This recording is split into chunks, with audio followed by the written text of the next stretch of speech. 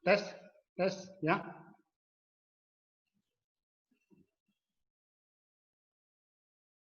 Ya. Ya, dengar Pak Ramlan suaranya.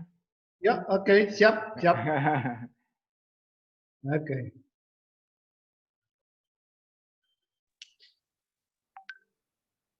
Halo, selamat siang semuanya. Bagaimana kabarnya seluruh rekan-rekan kami? Semoga kita semua tetap dalam keadaan sehat. Assalamualaikum warahmatullahi wabarakatuh. Shalom, Om Swastiastu, Namo Buddhaya. Perkenalkan, sebelum memulai acara ini, izinkan saya memperkenalkan diri saya. Saya Riris Monika Sari Simarmata SH, Associate di Jat & Co Law Firm. Pada hari ini saya akan menjadi MC dalam acara kita, diskusi kita pada hari ini. Semoga teman-teman sekalian tetap stay at home, jaga kesehatan, kalau keluar rumah untuk tetap memperhatikan protokol-protokol kesehatan. Jadi acara ini, Web Talk Series ini sebenarnya kami laksanakan sebagai salah satu bentuk dedikasi dan pengabdian kami bagi masyarakat yang kami laksanakan secara cuma-cuma atau pro bono. Nah, dalam acara ini ada beberapa hal yang rekan-rekan audiens perlu perhatikan. Untuk kita patuhi bersama, yang pertama, seluruh audiens kami wajibkan untuk tetap menonaktifkan audionya selama diskusi kita berlangsung. Menonaktifkan audio ini harap kita patuhi bersama demi kepentingan dan kenyamanan kita bersama selama diskusi ini. Yang kedua, apabila nantinya rekan-rekan audiens ada yang ingin mengajukan pertanyaan, dapat mengajukan pertanyaannya melalui room chat yang telah tersedia dengan mencantumkan nama, instansi, serta narasumber yang dituju. Begitu.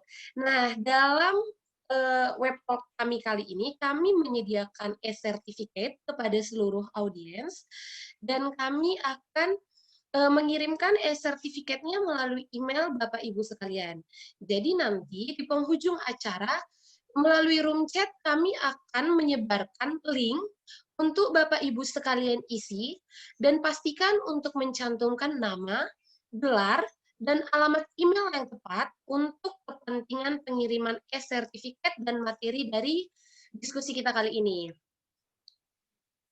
Adapun rundown atau tertib acara kita pada hari ini, nanti akan kita mulai dengan menyanyikan lagu Indonesia Raya, lalu masuk ke pemaparan dari narasumber kita, serta sesi tanya jawab dan sesi penutup. Baiklah, Web Talk Series Jatko yang kedua, kami sangat senang sekali karena Web Talk Series kami yang pertama mendapatkan banyak antusias dari rekan-rekan semuanya. Dan di Web Talk Series kedua ini, kami sepakat untuk mengangkat judul Aspek Hukum Gagal Bayar, Perusahaan Asuransi, Koperasi, Perbankan, dalam Perspektif Perlindungan Nasabah Penyimpan. Dengan moderator yang nantinya akan memandu diskusi ini, Bapak Dr. Jamin Ginting, SHMH MKM. Beliau adalah Managing Partner dari Jat & Co Law Firm, seorang dosen, advokat, kurator, dan konsultan kekayaan intelektual. Serta narasumber kita yang sangat luar biasa, yang ahli dalam bidangnya masing-masing. Narasumber kita yang pertama, Bapak Dr. Ramlan Ginting, SHLLM. Beliau adalah dosen dan konsultan perbankan. Selamat datang, Pak Ramlan. Terima kasih atas waktunya, Pak. Yang ke narasumber kita yang kedua, Bapak Dr. Roni Bako, SHMH Advokat. Beliau adalah seorang dosen Fakultas Hukum Universitas Pelita Harapan, serta Direktur Pelaksana Kantor Hukum Bako Purba Associate. Selamat datang, Pak Roni. Serta narasumber kita yang ketiga, Bapak Hendra Saragih, SHMH. Beliau adalah pelaksana tugas dari Asisten Deputi Peraturan Perundang-undangan, Kementerian Koperasi dan UKM. Selamat datang, Pak Hendra. Baiklah, langsung saja kita memulai acara ini. Kita buka diskusi kita pada hari ini dengan menyanyikan lagu Indonesia Raya.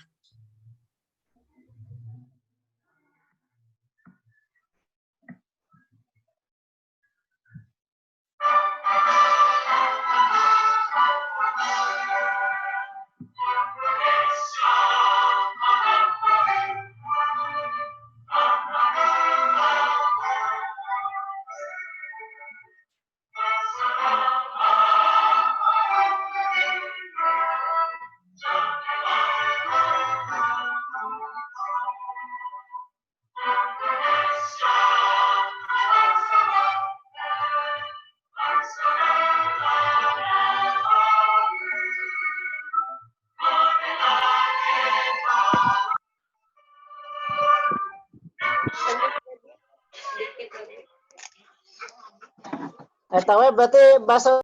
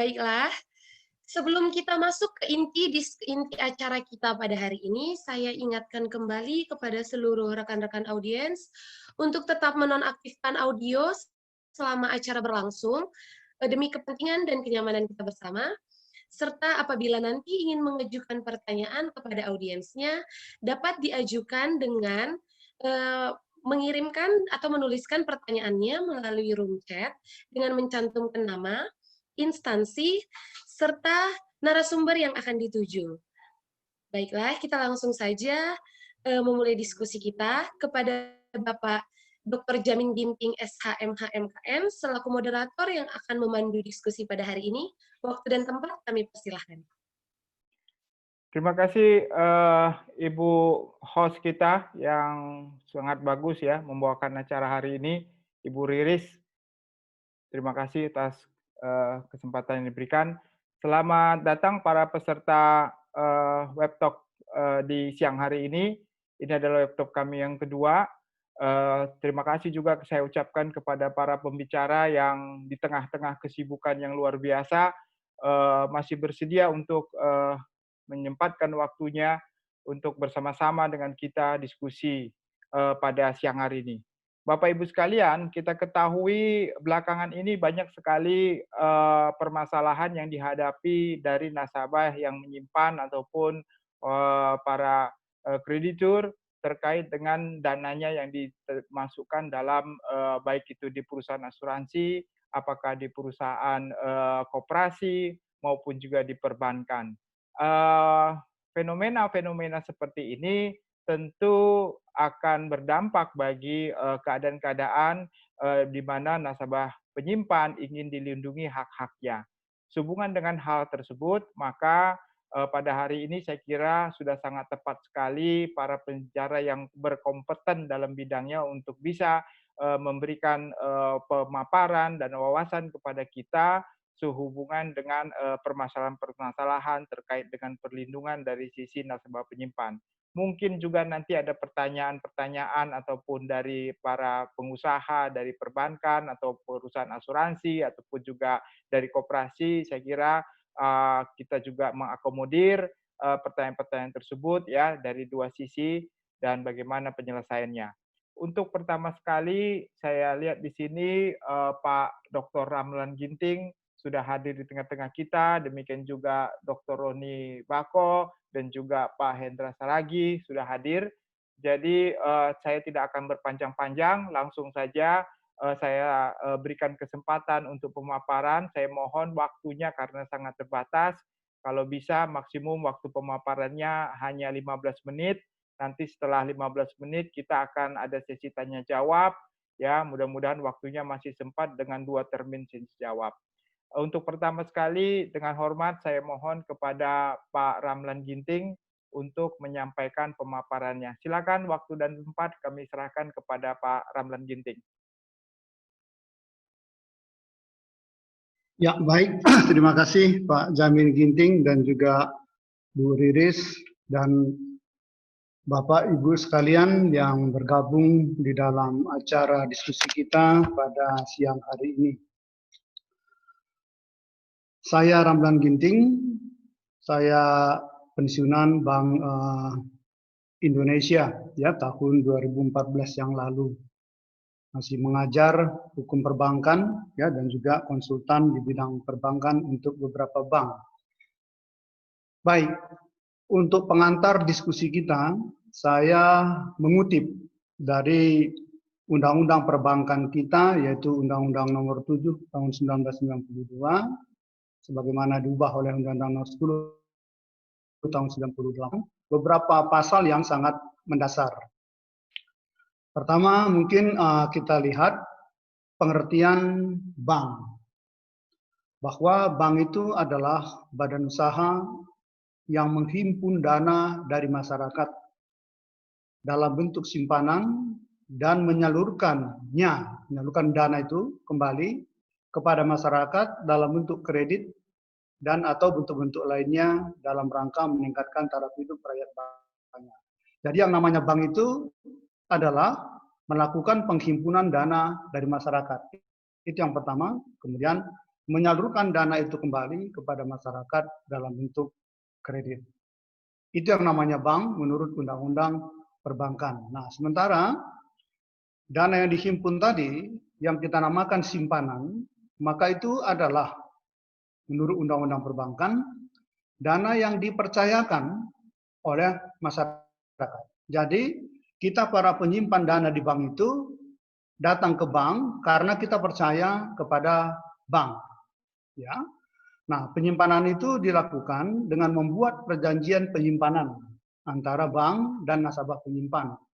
Baik simpanan itu berupa giro, deposito, sertifikat deposito, tabungan, atau bentuk lain yang dipersamakan dengan itu seandainya ada. Nah, jadi simpanan itu berdasarkan perjanjian penyimpanan. Kemudian nasabah penyimpan, ya, yang menyimpan deposito, giro, tabungan tadi, adalah nasabah yang menempatkan dananya di bank dalam bentuk simpanan berdasarkan perjanjian bank dengan nasabah yang bersangkutan. Ya. Kemudian kita juga ketahui dari pasal 3 Undang-Undang Perbankan dikatakan fungsi utama perbankan Indonesia adalah sebagai penghimpun dan penyalur dana masyarakat. Jadi ini sejalan dengan definisi bank yang disebutkan tadi di depan, yaitu di pasal 1 angka 1. Nah, kemudian terkait dengan permasalahan yang dikemukakan oleh Pak Jamin Ginting tadi, maka saya coba angkat pasal 29 dan penjelasannya yang mengatakan pembinaan dan pengawasan bank dilakukan oleh Bank Indonesia sekarang ini oleh Otoritas Jasa Keuangan. Ini dapat kita baca di dalam pasal 29 ayat 1. Nah, kemudian dalam penjelasannya, ya, dalam penjelasan pasal 29, mengingat bank terutama bekerja dengan dana dari masyarakat yang disimpan pada bank atas dasar kepercayaan, setiap bank perlu terus menjaga kesehatannya dan memelihara kepercayaan masyarakat kepadanya. Ya. Nah, jadi di sini ada kewajiban bagi bank itu untuk tetap menjaga kesehatannya agar kepercayaan masyarakat tidak berubah. Lalu yang namanya dunia bisnis, yang namanya perusahaan, tidak selalu kita katakan sehat senantiasa. Maka ada kalanya perusahaan itu sakit. Nah, maka ketika perusahaan itu sakit dan sakitnya itu agak parah, ya, bukan sekedar sakit ringan, maka pasal 37 Undang-Undang Perbankan mengatakan demikian. Dalam hal suatu bank mengalami kesulitan yang membahayakan kelangsungan usahanya, Bank Indonesia, ya, sekarang Otoritas Jasa Keuangan, dapat melakukan tindakan agar antara lain pemegang saham diminta menambah modal. Ya, dengan semakin besarnya modal bank, maka kegiatan bank itu, ya, dapat dilakukan semakin lebih leluasa, termasuk menyelesaikan kewajiban-kewajibannya kepada para krediturnya. Nah, lalu pilihan solusi perlindungan bagi nasabah penyimpan yang mengalami katakanlah tadi gagal menarik dananya seperti dikemukakan oleh Pak moderator kita tadi, maka kita ingat yang pertama, simpanan di bank dilakukan dengan perjanjian penyimpanan dana. Ya, tadi sudah disebut di depan, berarti terdapat hubungan keperdataan ya, hubungan kontraktual antara bank dan nasabah penyimpan. Nah, bila bank wan prestasi, nah, dalam arti melanggar perjanjian penyimpanan dana itu, dalam arti misalnya tidak dapat mengembalikan dana nasabah penyimpan, atau terlambat mengembalikan dananya, atau mengembalikan dananya secara bertahap, nah maka itu bergantung pada bank, bergantung kepada nasabah. Nasabah penyimpan dapat tentu menggunakan upaya keperdataan, baik berupa itu upaya non hukum dalam arti bernegosiasi dengan bank, ya, bermusyawarah dengan bank. Nah, kalau tidak ditemukan solusinya, nah tentu ya upaya hukum yang ada seperti misalnya melakukan gugatan atas dasar wan prestasi ke pengadilan itu sah-sah saja dan boleh dilakukan. Atau barangkali upaya lainnya adalah nasabah penyimpan ini datang ke otoritasnya yang sekarang adalah OJK, agar OJK misalnya memberikan rekomendasi penyelesaian. Ya, apakah penyelesaiannya lewat mediasi perbankan yang ada di bawah LAPSPI sekarang, ataukah bila perlu ya dan memenuhi persyaratan dapat dibawa ke arbitrase di LAPSPI. Nah, jadi seperti itu kira-kira penyelesaiannya ketika nasabah penyimpan dana itu mengalami hambatan dalam menarik kembali dananya, atau di dalam hal bank tidak dapat melakukan pembayaran secara sekaligus, namun dapat melakukannya secara bertahap. Ya, mungkin itu saja sebagai pengantar diskusi kita, sebagaimana disebutkan dalam Undang-Undang Perbankan. Ya, silakan Pak Jamin Ginting kalau ada diskusi lebih lanjut. Baik, terima kasih Dr. Ramlan Ginting. Kita lanjutkan saja dengan pembicara kedua, Dr. Roni Bako, SHMH Advokat, untuk memberikan pemaparan waktu maksimum 15 menit, Pak. Tapi tadi Pak Ramlan kelihatannya singkat dan padat. Saya kira Pak Roni waktunya lebih banyak ini. Silakan Pak Roni Bako, waktu dan kesempatan saya berikan.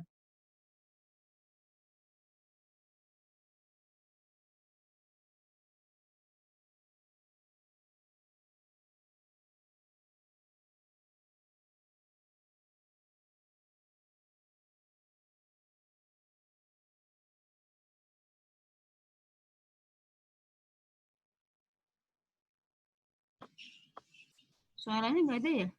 Maaf, Pak Roni Bako. Udah? Maaf, Pak, untuk mengaktifkan suaranya. Udah. Oke, baik, hidup? Sudah terdengar, Pak. Sudah terdengar, Pak. Oke, saya ulangi ya. Jadi kembali pada topik gagal bayar, mungkin ada beberapa yang perlu kita sepakati dulu gitu ya. Jadi seolah-olah saya harus karena seorang akademisi, saya harus objektif juga ya. Jadi pengertian gagal bayar itu sudah pengertian terminologi sudah di ranah perkara hukum. Padahal ketika ada suatu sengketa itu belum tentu lari ke perkara hukum. Nah, kembali kepada topik kita pada hari ini ya. Sebenarnya saya ingin bagi bahwa ini pertama ada peran negara di sini ya. Saya mencantum ada dasar hukumnya, pelaksananya oleh OJK, ada juga peran dari masyarakat, ada juga peran dari orang tadi kan. Nah, mungkin yang kita harus sepakati dulu. Jadi Undang-Undang 40 2014 ini berbeda dengan Undang-Undang 292 ya. Kalau 292 bicara usaha perasuransian, Undang-Undang 40 ini lebih bicara perasuransian. Kebetulan ketika pembahasan undang-undang di DPR saya tim asistensinya gitu. Nah, kalau Undang-Undang 292 itu lebih banyak kepada kegiatan usahanya ya. Nah, Undang-Undang 40 ini bicara lebih makro. Ya. Artinya apa? Di sinilah peran negara bisa terlihat. Di situlah nanti akan kita melihat bagaimana OJK berperan. Nah, mungkin saya langsung kepada permasalahan pertama. Jadi asal muasal dari gagal bayar itu sebenarnya lari daripada pengertian asuransi sendiri. Nah, coba kita melihat pengertian asuransi di pasal. Nah ini. Ya, nah banyak orang membeli polis asuransi, dia nggak pernah melihat ada dua hal yang berbeda. Ya, pertama, disebutkan memberikan penggantian kepada tertanggung atas pemegang polis karena kerugian, kerusakan, biaya yang timbul, kehilangan keuntungan, atau tanggung jawab hukum. Atau yang kedua, memberikan pembayaran yang didasarkan kepada meninggalnya tertanggung atau pembayaran yang didasarkan pada hidupnya tertanggung dengan manfaat yang besarnya telah ditetapkan dan atau didasarkan pada hasil pengolahan dana. Nah, inilah sebenarnya asal-muasalnya gagal bayar di sini kita tadi. Nah, saya yakin bahwa pada umumnya pemegang polis itu tidak pernah memperhatikan hal ini tadi. Ataupun sebaliknya, agen asuransi tidak bisa menjelaskan ada dua hal ini gitu tadi. Nah, inilah yang perlu kita sepakati bersama. Nah, saya ingat ketika pembahasan hal ini debatnya panjang sekali tadi. Kenapa? Karena yang poin kedua ini yang pada hasil pengolahan dana inilah yang pada umumnya orang keberatan. Tapi karena best practice yang ada di dunia ini, ya mau tidak mau itu terjadi. Nah, yang berikutnya yang kita harus sepakati bahwa ketika orang membeli polis, perusahaan asuransi mengeluarkan polis itu adalah perjanjian. Nah, perjanjian itu adalah perjanjian sebagai undang-undang bagi para pihak. Artinya apa? Apa yang tertulis dalam undang perjanjian tersebut ada sebagai undang-undang. Artinya apa? Di situ ada kepastian hukum tadi. Ya. Jadi dalam kondisi normal bahwa ketika pemegang polis dan perusahaan asuransi itu baik-baik saja, tidak ada masalah, kondisi normal. Ya. Tapi sama seperti tadi Pak Ramlan katakan bahwa dalam dunia bisnis bisa saja terjadi hal-hal yang saya katakan tidak normal tadi.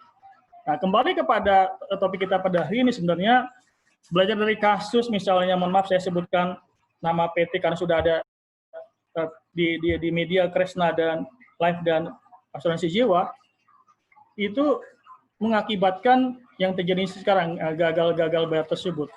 Nah, sekarang menjadi masalah adalah ya tidak selamanya perjanjian itu bisa berlangsung seperti yang kita harapkan dalam kondisi normal, tapi ada kemungkinan juga perjanjian itu bisa kadang tidak normal. Nah, tidak normalnya itu bisa terjadi karena wan prestasi, bisa juga karena perbuatan melanggar hukum, atau bisa juga karena kahar atau force major itu tadi. Nah, masalahnya tadi lah yang terjadi sekarang, walaupun kita tidak bisa mengatakan semua perusahaan asuransi demikian, yang terjadi sekarang adalah apakah semua kegiatan asuransi akan berlangsung normal atau tidak normal? Apalagi dengan kondisi sekarang dengan alasan COVID, semua dikatakan sebagai force major gitu tadi. Nah, untuk membuktikan tuh force major itu sebenarnya adalah ranahnya pengadilan tadi. Jadi saya pun nggak bisa mengatakan bahwa dua kasus asuransi yang ada di koran ini adalah seolah-olah adalah gagal bayar force major. Biarlah pengadilan yang itu yang membuktikan. Apakah gagal bayar itu memang karena benar karena ada kahar atau force major atau hal lain itu tadi. Nah, sebaliknya pemegang polis juga tidak bisa mengatakan bahwa perusahaan ini adalah gagal bayar, ya tidak bisa. Awal mulanya adalah ketika kondisi tidak normal itu terjadi adalah ada sengketa. Apa yang dipersengketakan adalah semua item-item yang ada dalam polis itu yang dipersengketakan oleh pemegang polis itu tadi. Nah, di sisi lain bahwa perusahaan asuransi mengatakan ya tidak kami bayar, ya itu tadi paling gampang sekarang adalah yang biang kerok COVID gitu. Saya pun nggak setuju juga demikian itu tadi. Ya. Banyak tulisan mengatakan bahwa COVID itu tidak bisa serta mengatakan semua menjadi dasar kahar atau force major. Biarlah pengadilan itu yang membuktikannya tadi. Nah, sehingga yang ingin saya katakan tadi bahwa kalaupun terjadi sekarang ini adalah kasus-kasus gagal bayar adalah yang pertama kali harus kita angkat adalah harus ada sengketa dulu. Apa yang disengketakan oleh pemegang polis dan perusahaan asuransi tadi. Dan dalam ruang ini masih ada ruang media untuk penyelesaian sengketa, apalagi kalau kita baca undang-undang perusahaan asuransi yang disebutkan semua perusahaan asuransi wajib mengikuti lembaga mediasi tadi. Nah, maksud saya itu deh, tahapan-tahapan itu kita ikuti dulu proses mediasi tadi. Kalaupun sengketa tidak terjadi ya karena hukum perdata ya kita bisa gugat ke pengadilan. Apakah wan prestasi, apakah perbuatan melanggar hukum atau kahar atau force major tadi. Biarkan itu yang terjadi tadi. Nah, yang menjadi masalah menurut saya adalah seolah-olah ini masyarakat pemegang polis itu dikorbankan tanda petik. Padahal kalau kita melihat di undang dasar kita melihat di undang-undang OJK ada peran negara di situ gitu tadi. Kemana OJK? Nah, kalau kita melihat di di Undang-Undang Perasuransian disebutkan bahwa semua produk perusahaan asuransi itu sudah mereka teliti dengan timnya mereka laporkan kepada OJK, dan mereka juga laporkan ke OJK semua kegiatan usahanya setiap bulan, termasuk juga kalau dalam keadaan kahar. Nah, apakah laporan itu tidak ada papan oleh OJK tadi? Ya, kita perlu juga pertanyakan OJK tadi, apa yang dikerjakan OJK terhadap hal-hal ini tadi. Nah, sehingga ingin saya katakan bahwa kita tidak menutup mata bahwa terjadinya saat ini ada hal-hal yang kahar terjadi. Nah, satu hal yang saya tidak pernah temukan di media adalah ketika undang-undang perasuransian ini dibuat, ada namanya dana jaminan. Ya. Dana jaminan itu sebenarnya adalah semacam celengan. Artinya apa? Ketika perusahaan asuransi itu kolaps, sebenarnya bisa diambil dari jaminan itu tadi. Dan kalau kita melihat di Undang-Undang Perasuransian disebutkan bahwa semua perusahaan asuransi wajib menyiapkan dana jaminan sebagai salah cara untuk mendapat izin usaha. Nah, pertanyaan saya, ataupun saya nggak pernah baca di media adalah, kenapa perusahaan asuransi tidak pernah menyebutkan dana jaminan yang ada itu tadi? Seharusnya, menurut saya, kalau saya baca secara normatif, kalau ada terjadi gagal-gagal bayar, itu seharusnya disandingkan dengan perusahaan asuransi punya dana jaminan gitu tadi. Seharusnya dana jaminan itu dikeluarkan untuk menutupi kerugian ini gitu tadi. Nah, tapi itu tadi saya tidak tahu kenapa dana jaminan tidak pernah disinggung di media itu tadi. Sehingga menurut saya salah satu supaya sengketa tidak berlangsung kepada perkara, sebenarnya kalau perusahaan asuransi yang baik dan OJK sudah menjalankan fungsinya dengan baik juga, dana jaminan itu minimal bisa menanggulangi itu tadi. Nah, memang hal berikut juga di undang-undang ini ada pasal yang menyebutkan bahwa dibentuknya lembaga penjaminan yang sampai sekarang itu tidak ada. Padahal sebutkan 3 tahun setelah 2011 ada itu tadi. Itu. Nah, sehingga menutup paparan saya hari ini, sebenarnya saya tidak menutup mata terjadinya proses gagal bayar tersebut, ya. Tapi menurut saya kalau perusahaan asuransi itu baik, sebenarnya dana jaminan itu yang bisa menanggulanginya itu tadi, ya. Itu. Nah, berikutnya harus ada sengketa dulu gitu tadi. Tidak mungkin itu menjadi suatu perkara di pengadilan kalau tidak ada persengketakan antar pemegang polis dan asuransi. Apa yang dipersengketakan itu tadi. Sehingga jangan ujungnya aja yang kita baca gagal bayar, tapi yang disengketakan apa ya tadi. Karena saya yakin semua pemegang polis itu tidak sama isi asuransinya, isi objek asuransinya tadi. Nah, sehingga kita harus melihat secara jujur bahwa setiap orang punya objek asuransi melalui polisnya, bisa ada kondisi normal dan tidak normal. Tidak normal sebenarnya bisa dilakukan kalau ditutup dengan dana jaminan, kalau tidak kemana OJK-nya, ya berikutnya ya biarlah pengadilan yang memutuskan itu tadi. Nah, memang masih banyak catatan-catatan yang kita harus lihat. Mungkin satu hal yang ingin saya katakan terakhir adalah jangan COVID itu menjadikan dasar semua itu tadi. Ya kita harus bijak itu tadi kan. Mungkin itu yang paparan saya nanti, mungkin kita banyak diskusi. Nah, mungkin dalam paparan ini mungkin kalau ada yang kita beda pendapat, bagi saya maklum saja karena saya juga punya keterbatasan gitu. Demikian Pak Moderator, saya kembalikan ke Moderator. Baik, terima kasih kepada Bapak Dr. Roni Bako SMH, advokat. Giliran berikutnya kami berikan kesempatan dengan hormat kepada Bapak Hendra Saragi SHM MKN untuk memberikan pemaparan. Silakan Pak Hendra. Ya, baik, terima kasih. Kedengaran Pak Jamin?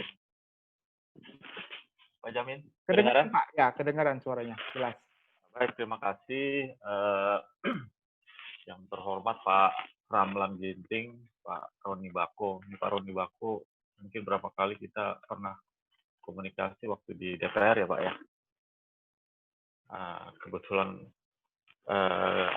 beberapa RUU kita pernah bahas di DPR khususnya di Komisi 6. Terima kasih Pak Jamin Ginting sebagai moderator dan boto saya, adik saya Riris Simarmata yang menjadi host dan para peserta webinar yang saya hormati. Baik, pada kesempatan ini kita membahas materi yang memang sebenarnya sedang populer ya saat-saat ini ya, apalagi dalam masa pandemi COVID ini ya. Nah, yang diberikan kepada saya itu materinya adalah aspek hukum gagal bayar koperasi dalam perspektif perlindungan hukum anggota koperasi.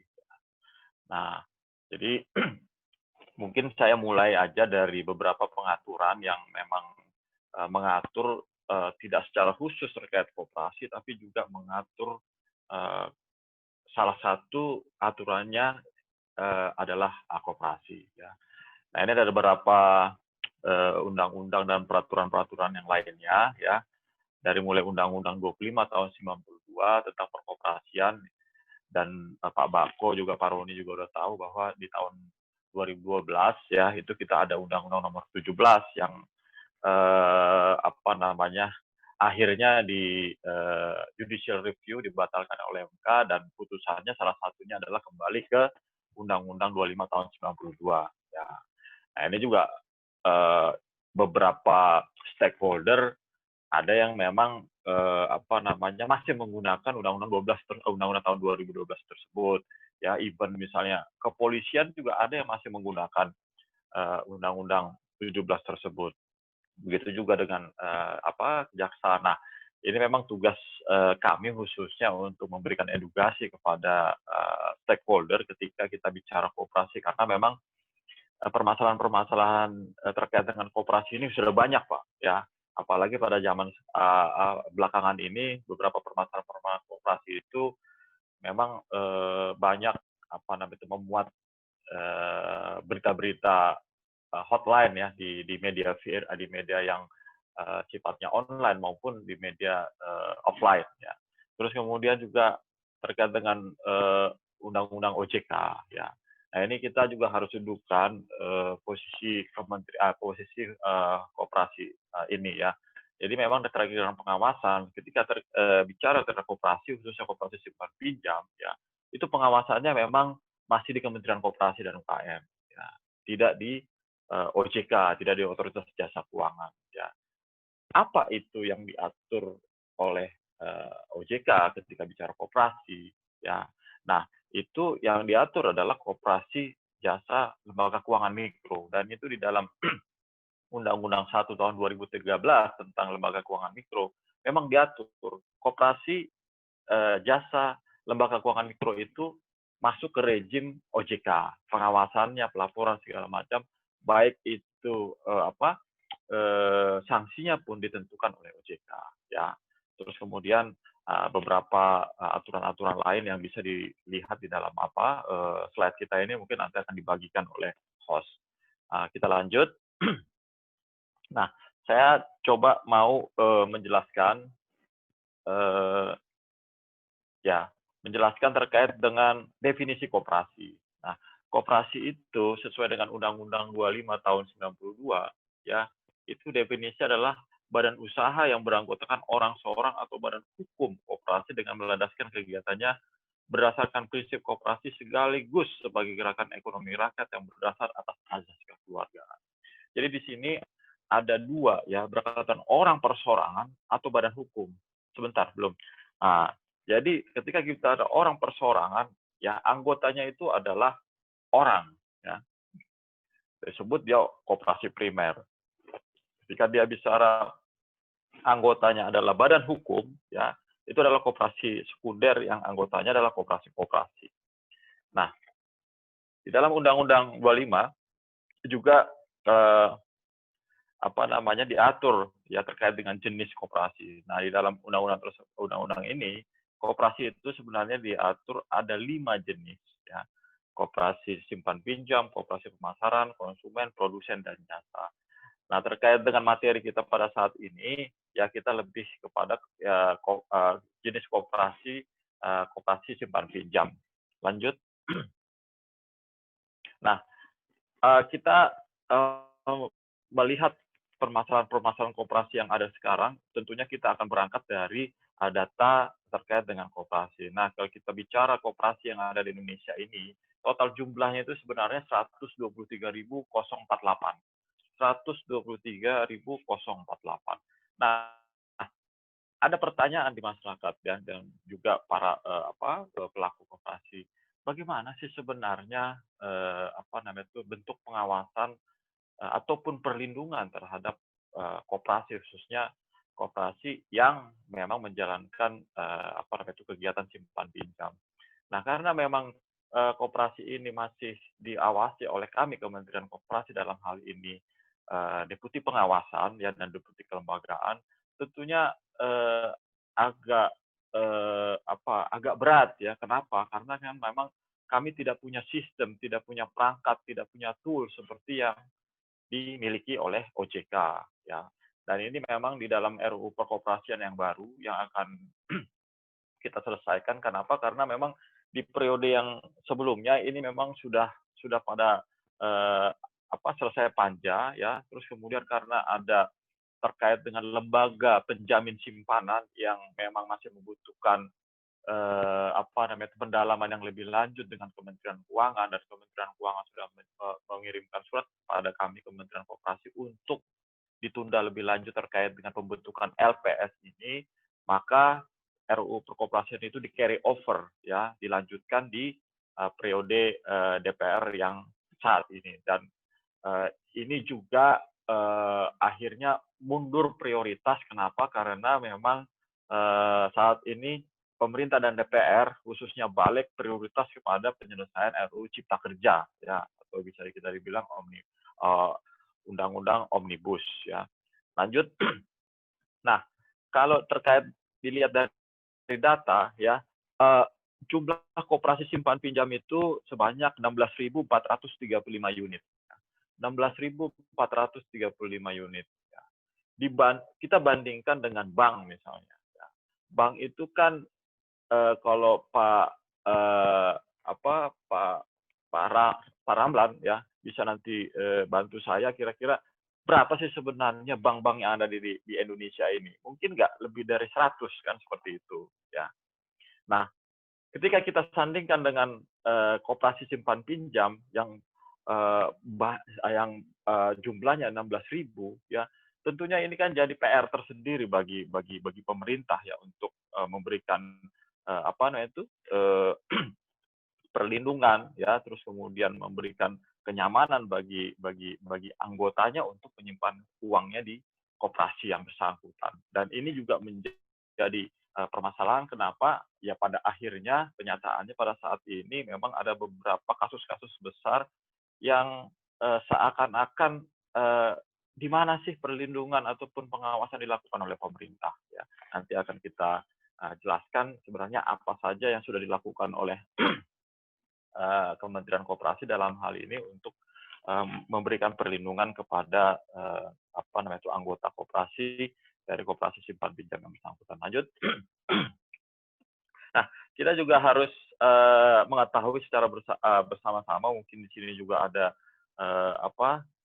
mahasiswa-mahasiswanya dari Pak Jamin maupun Pak Roni Bako ya, terkait dengan koperasi. Ya, koperasi itu sebenarnya mempunyai peran yang signifikan sekali. Pertama, dia sebagai lembaga ekonomi ya. Dia juga bisa melakukan pengelolaan secara profesional ya.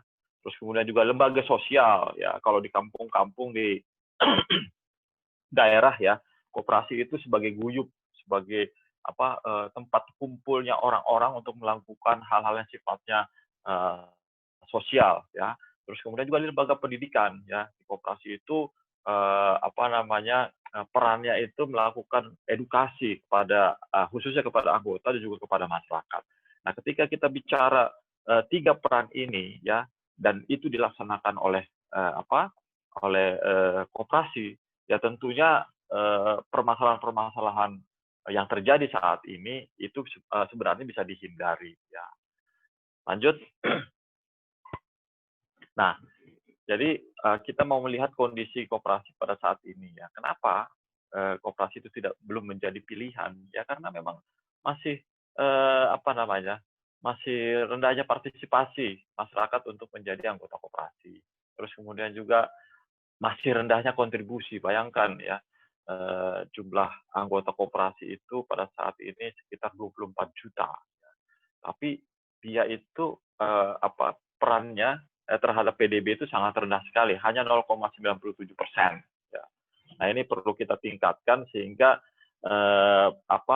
cita-cita daripada Bapak Founding Father itu untuk menjadikan koperasi sebagai soko guru ya itu dapat terwujud. Tapi pada kenyataannya memang masih jauh apa yang dicita-citakan oleh Bapak Muhammad Hatta Founding Father ya untuk menjadikan koperasi itu sebagai soko guru. Lanjut. Nah, kita masuk kepada penanganan koperasi-koperasi yang bermasalah. Ya. Nah, kita coba memitigasi ataupun memberikan edukasi kepada masyarakat ya, supaya masyarakat itu bisa terhindar dari permasalahan-permasalahan koperasi yang ada. Ya. Nah, ketika kita ditawarkan ataupun melihat suatu koperasi dan kita tertarik, cek legalitas koperasinya. Apakah koperasi itu benar koperasi ataukah memang dia badan usaha yang tidak berbadan hukum, dia tidak mempunyai legalitas, dia tidak koperasi ya. Nah, ini sebenarnya di dalam halo? Tetapi ya. Halo. Saya lanjut ya. Jadi cek legalitas. Terus kemudian juga koperasi itu mempunyai prinsip dan jati diri ya, kebersamaan, self help ya, musyawarah segala macam. Nah ini kita lihat apakah koperasi itu nggak pernah kumpul ya, terus kemudian nggak tahu siapa anggotanya, siapa pengurusnya. Ini tanda tanya, question mark ya. Terus cek keanggotaannya. Ketika seseorang menjadi anggota koperasi itu jelas ada simpanan pokok, simpanan wajib, dan dia harus terdata di dalam buku daftar anggota ya. Terus kemudian keaktifan koperasi dalam melakukan RAT ya. Nah ini saya juga di DPR juga ada itu koperasi yang bagus ya. Pak Budi Jatmika itu pernah jadi ketuanya Pak Roni ya. Itu juga luar biasa ya, dilihat dari SHU-nya ya, dilihat dari aktivitas usahanya juga luar biasa, dan itu sebenarnya bisa jadikan percontohan ya bagi teman-teman koperasi yang ada di kementerian lembaga ya.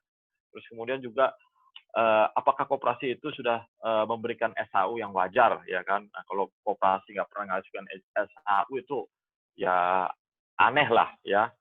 Terus kemudian apakah koperasi itu melakukan pengawasan internal ya, karena bisa saja koperasi itu berjalan tanpa diawasi sehingga pada suatu saat akan terjadi permasalahan itu sudah di luar kendali daripada pengawas di koperasi yang bersangkutan.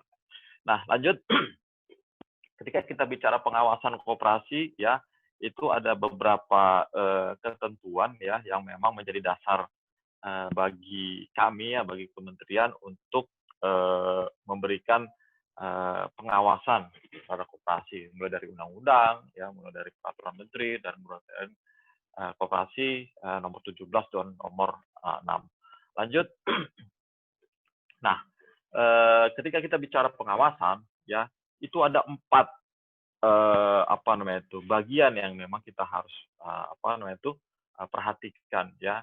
Kita harus memperhatikan potensi risiko ya, terus kemudian juga implementasi jati diri dan prinsip-prinsip koperasi. Terus kemudian juga kita melihat performance ataupun kinerja daripada koperasi ya. Kalau misalnya dilihat dari aktivitasnya yang sangat luar biasa ya, terus kemudian akselerasinya besar, terus kemudian kita cek apakah dia anggota, apakah memang orang-orang tersebut bukan anggota, kita akan berikan peringatan kepada pengurus yang koperasi yang bersangkutan bahwa perlu didata, perlu mereka dijadikan anggota koperasi ya. Apakah mereka melakukan ekspansi, misalnya pembukaan cabang, ada izinnya atau tidak. Ketika mereka tidak mempunyai izin, mereka harus diberikan peringatan supaya mengurus izinnya lebih dahulu. Terus kemudian kita melakukan penilaian kesehatan ya. PNKS ini kita lakukan supaya kita melihat ya performance daripada usaha si koperasi yang bersangkutan. Lanjut. Nah, ini problem ya.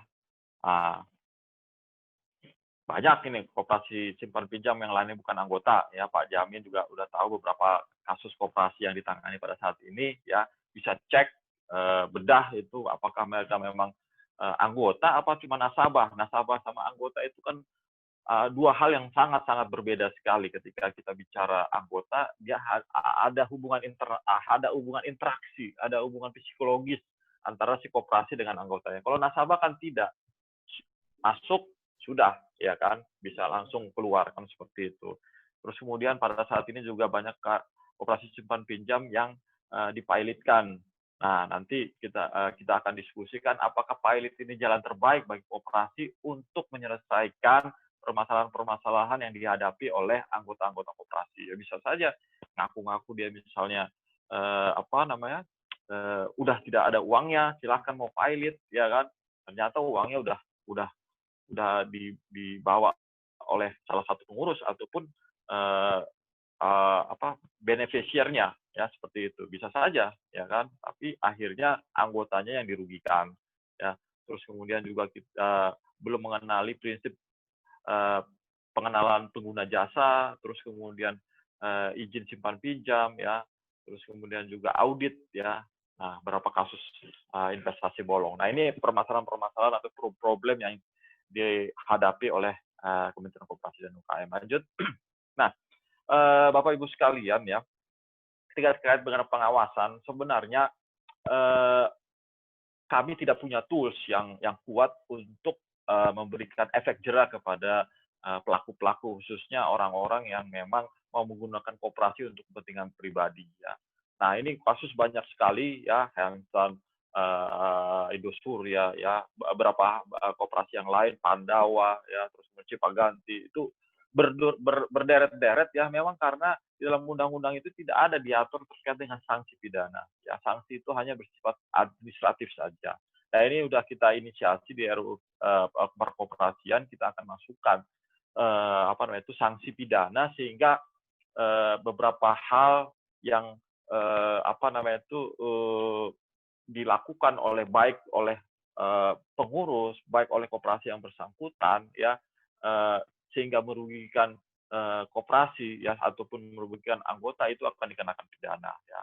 Nah, jadi ketika kita bicara beberapa permasalahan-permasalahan yang terjadi dalam koperasi ya, itu ada beberapa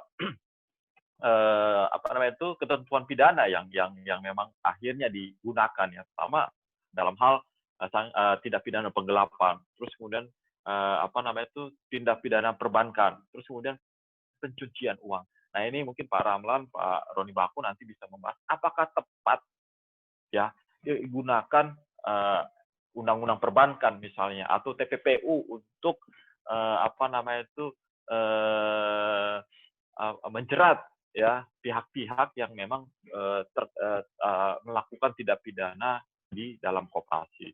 Nah, itu kan akan jadi pembahasan kita nanti ya. Lanjut.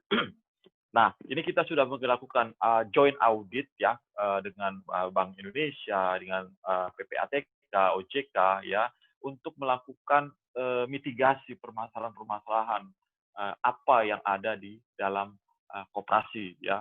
Nah, tadi Pak Roni juga sudah menyampaikan ketika kita bicara gagal bayar itu sudah masuk ke ranah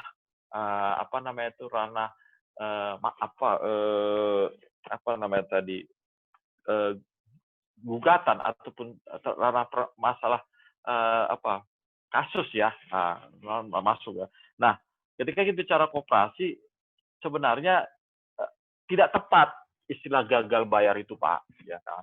Kalau dari sisi koperasi, kenapa? Ya, karena memang kita bicara anggota, bukan nasabah, ya kan. Ketika anggota, ya itu koperasi itu milik dia sendiri, ya. Tidak ada istilah gagal bayar gitu.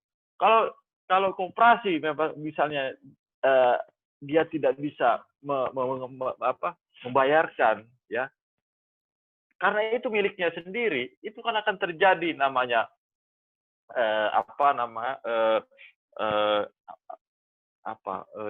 jalan keluar yang terbaik ya kan untuk menyelesaikan permasalahan itu. Ya, kalau benar dia adalah anggota koperasi, tapi kan ini tidak, konteksnya bukan konteks anggota dia.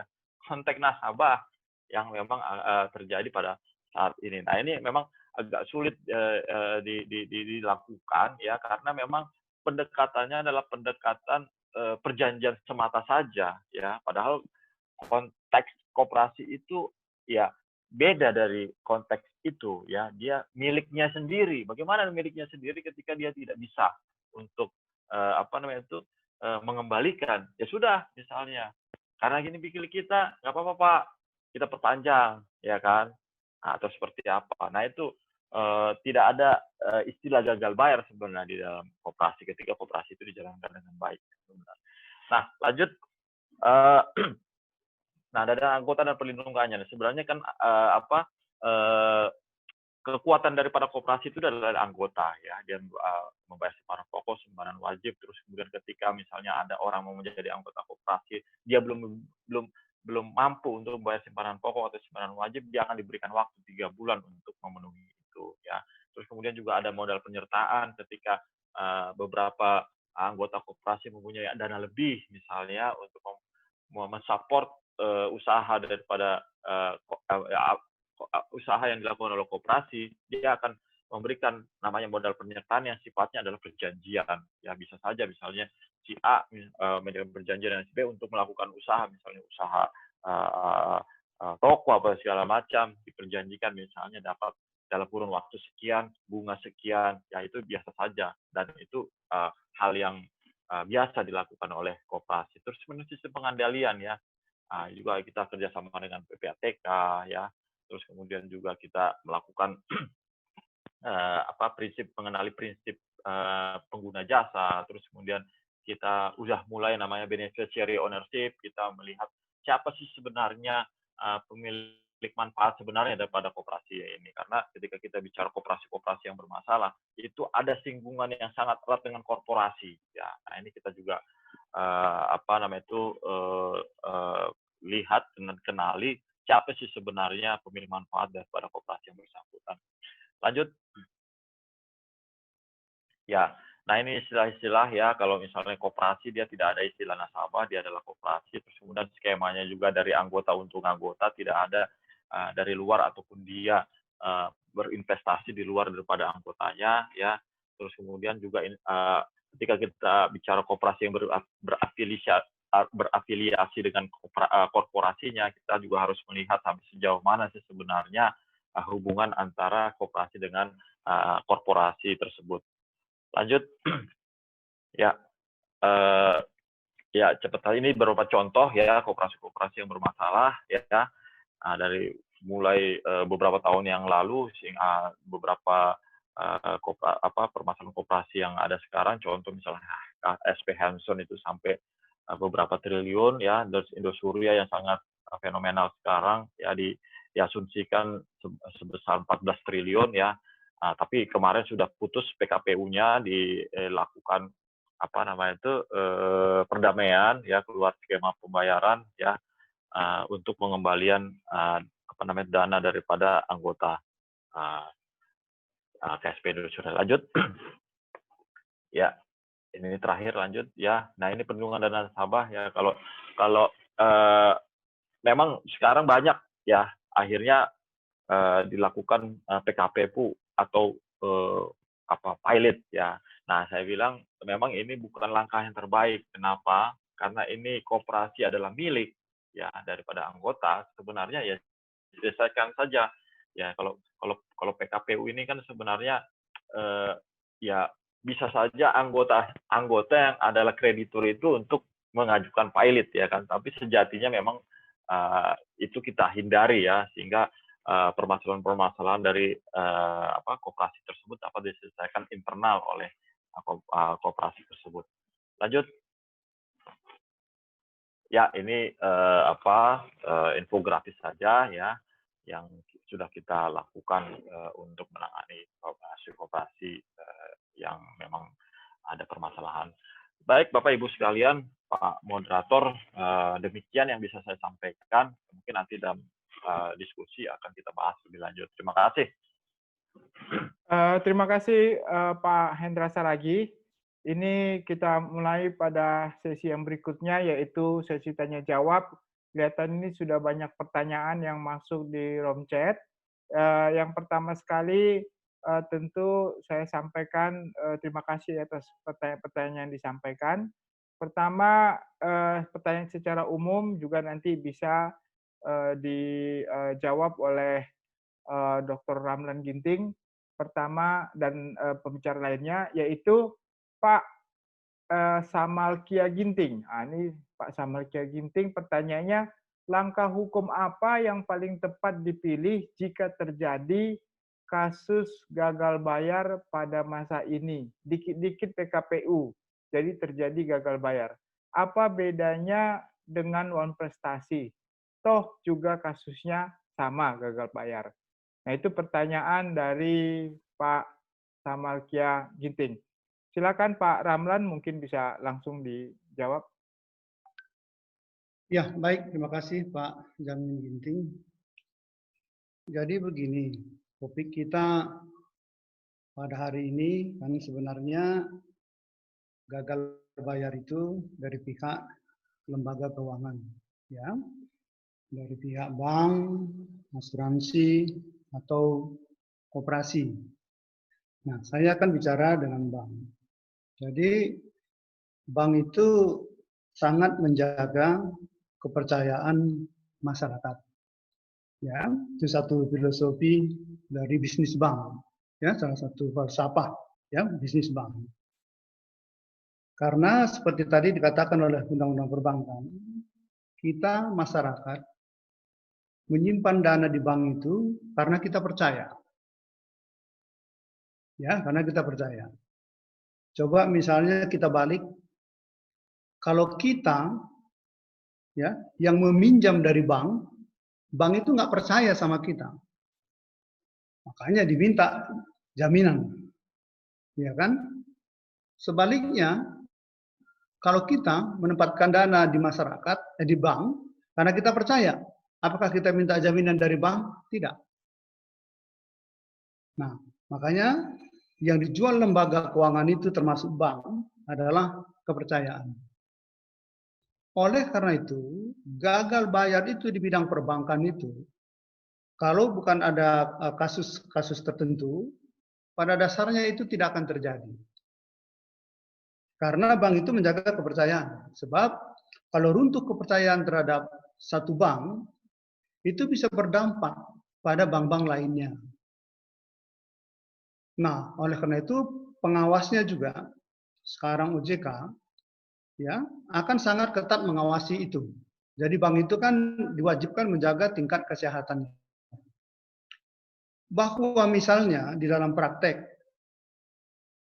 katakanlah simpanan Tuan A cukup besar di dalam satu bank, maka itu sering di dalam praktek bank itu memberitahu kalau menarik uang cash, terutama ya cash, dalam jumlah sekian banyaknya, tolong diberitahu misalnya 1 hari sebelumnya. Maksudnya apa? Belum tentu di kantor cabang bank tertentu uang cash yang banyak itu ada. Tapi kalau diberitahu 1 hari sebelumnya, maka bank yang tidak punya cash banyak itu bisa berkoordinasi dengan kantor cabang yang lain atau kantor pusatnya untuk menyediakan dana itu.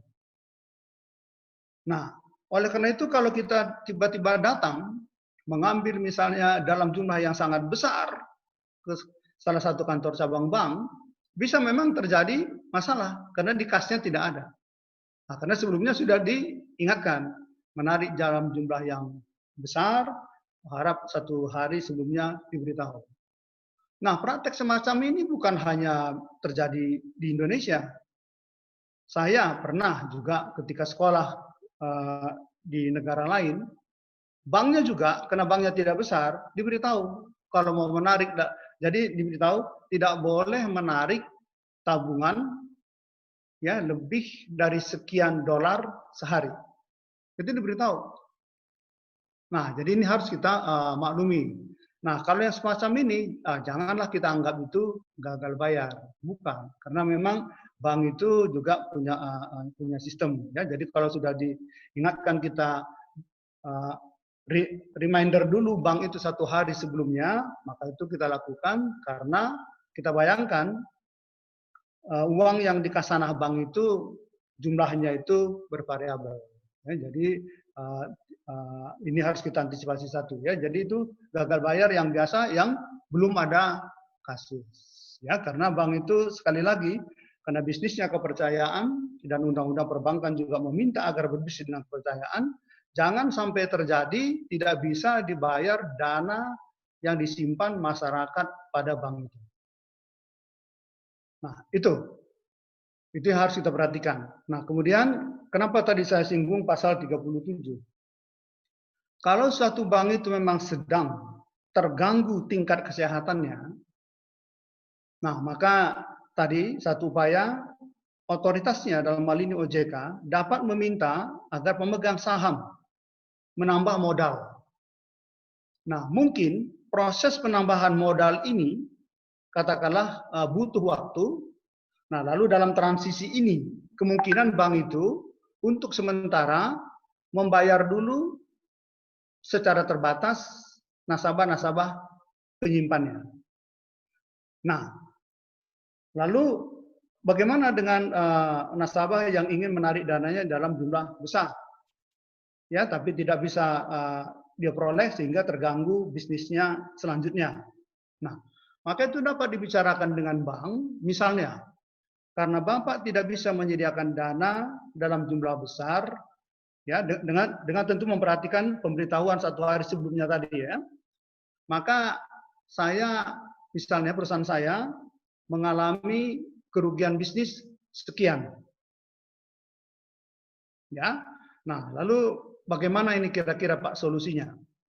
Misalnya kalau itu benar ya bisa dihitung ya, atau hanya perkiraan kalau Bapak saya tidak bisa tarik dana hari ini sebesar sekian, nah, maka bisnis saya akan terganggu sekian, kerugian saya sekian.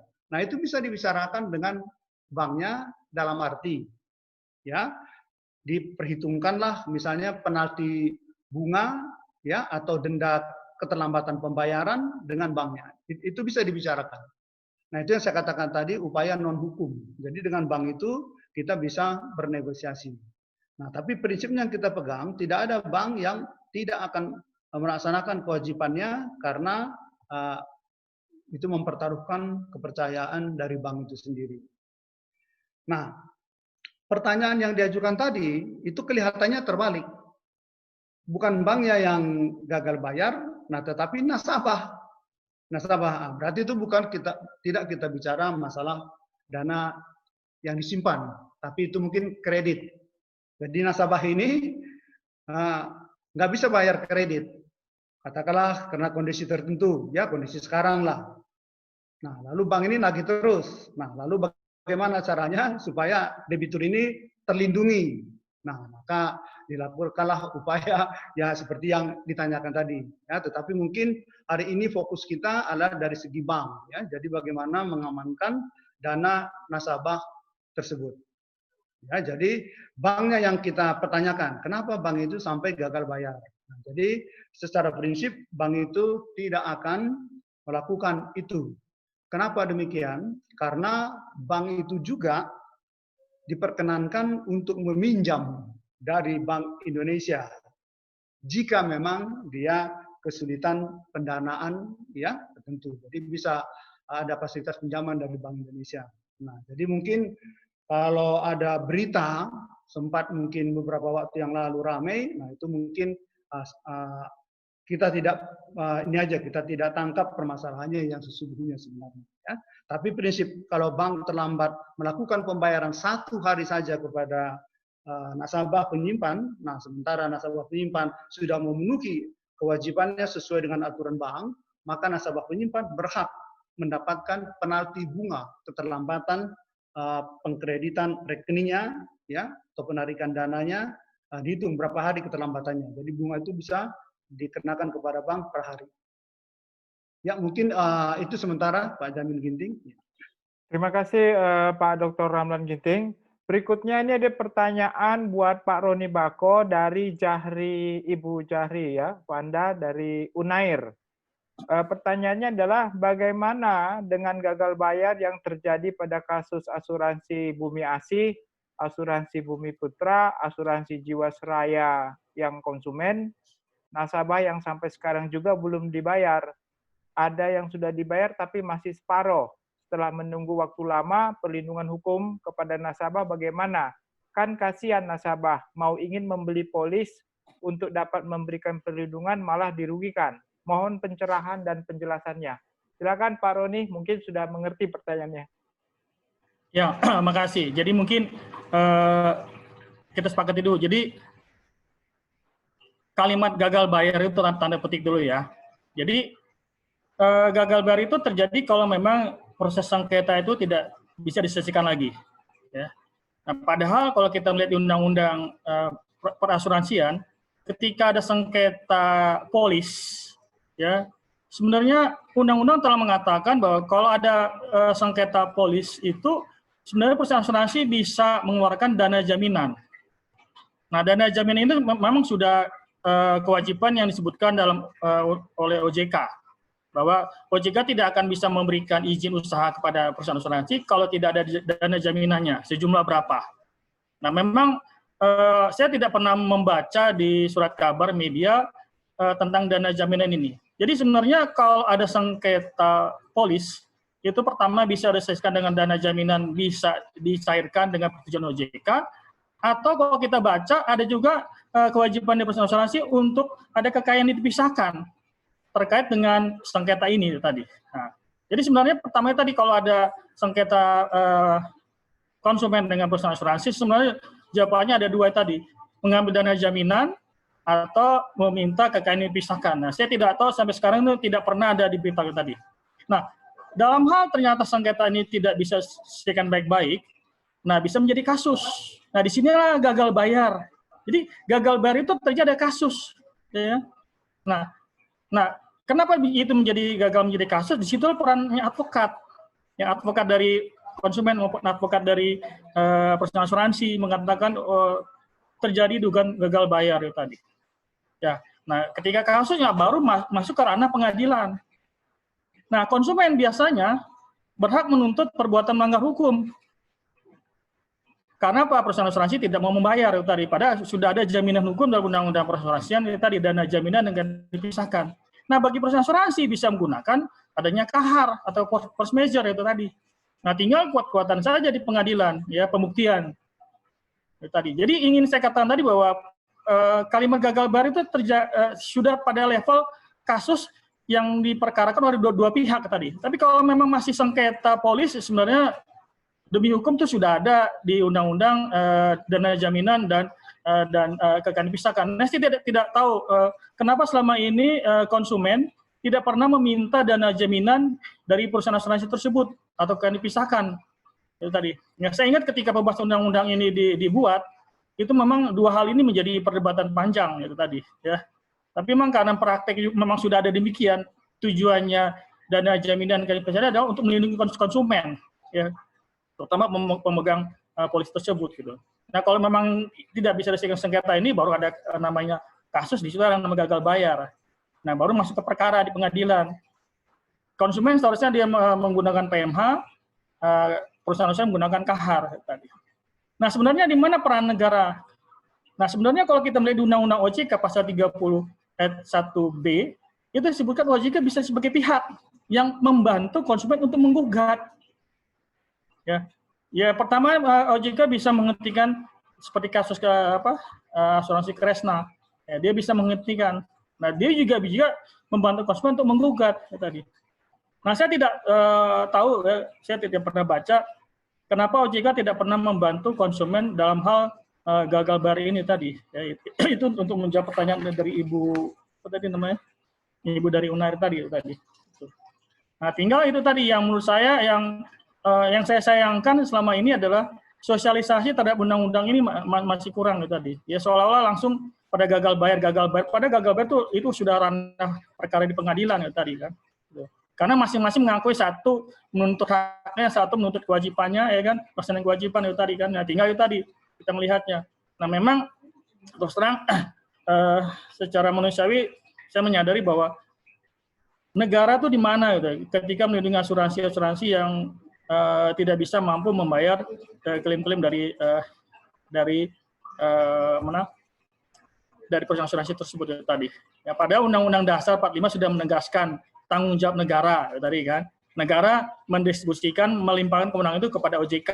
Nah, OJK untuk melaksanakan kewajibannya itu tadi. Nah, mungkin ya saran saya itu tadi, ya saya tidak tahu kasusnya apakah masih sengketa ataupun kasus perkara itu tadi kan. Karena terus terang di media ini masih abu-abu semua, itu kan seolah-olah langsung gagal bayar. Padahal gagal bayar itu levelnya pada kasus dan perkara. Gitu. Tapi kalau masih bisa memang menuntut konsumen menuntut supaya dibayar kemanfaatannya, yaitu seharusnya konsumen minta supaya perusahaan asuransi mengeluarkan dana jaminan yang ada di Undang-Undang Perasuransian dengan persetujuan OJK, atau meminta kegiatan pisang itu supaya juga bisa dikeluarkan itu tadi. Nah, memang di undang-undang ini saya sayangkan kemarin adalah tidak diatur jumlahnya. Alasan kemarin kalau kita di undang-undang diatur jumlah persentasinya atau angkanya berapa, takut di MK-kan itu tadi. Sehingga kalian baca yaitu tadi ada dana jaminan, ada kegiatan dipisahkan itu tadi. Mungkin itu Pak Moderator, sementara jawaban saya. Terima kasih Pak Dr. Roni Bako. Berikutnya pertanyaan yang ditujukan kepada Pak Hendra Saragi dari Bu Andrea dari Law Firm Rusmin Wijaya. Pertanyaannya adalah, ingin bertanya Pak Hendra Saragi terkait dengan produk deposito di koperasi. Anggota berhak mencairkan kapan saja, tentunya dengan mematuhi ketentuan yang sudah ditentukan. Yang ingin ditanyakan, apabila koperasi sudah mengeluarkan penjadwalan pembayaran, tetapi tidak ditepati dari pihak koperasi, tidak ada upaya penyelesaian, bagaimana cara Kementerian Koperasi menanggulangi hal-hal seperti ini? Terima kasih. Silakan Pak Hendra Saragi. Sekedar info juga, Pak Hendra Saragi ini sudah menerbitkan buku kumpulan peraturan perundang-undangan. Nanti Bapak Ibu sekalian bisa lihat di Google link ya. Di situ Pak Hendra dia menulis tentang kumpulan peraturan perundang-undangan. Silakan Pak Hendra menyampaikan jawaban atas pertanyaan tadi. Ya, baik. Bu siapa tadi, Bu? Pak Andrea dari Rusmin. Ya, Pak Andrea. Jadi terkait dengan terkait dengan produk simpanan ya. Kita bicarakan memang koperasi itu, khususnya koperasi simpan pinjam ya. Itu ada kegiatan simpan dan pinjam. Anggota menyimpan ya, dan anggota juga dapat meminjam. Nah, seperti itu. Nah, ada pertanyaan, Pak, sebenarnya produk-produknya itu apa saja sih sebenarnya? Nah, produknya itu memang bisa bervariatif ya, sesuai dengan kebutuhan. Tidak sama sebenarnya dari koperasi simpan pinjam si A, koperasi simpan B, simpan C. Itu bisa bisa bervariatif. Bisa bentuknya deposito, bisa bentuknya simpanan berjangka, bisa simpanan haji, bisa simpanan tamasya, bisa macam-macam ya kan.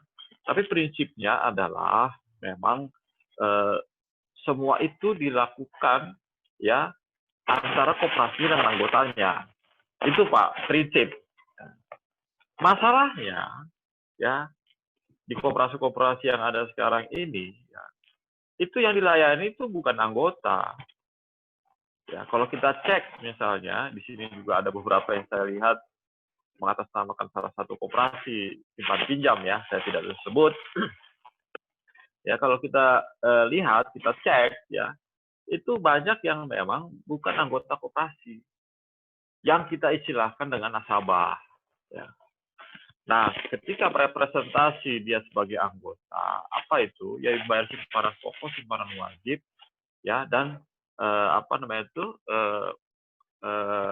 memiliki terdaftar dia dalam buku daftar anggota ya. Dan dia juga mempunyai hak dan kewajiban ya yang bisa digunakan di dalam rapat anggota. Seperti itu. Ya, itu pertama. Yang kedua, ketika kita bicara produk tadi, ya contoh misalnya deposito atau simpanan berjangka atau apalah segala macam, ya tentunya kan ada termin waktu yang diperjanjikan.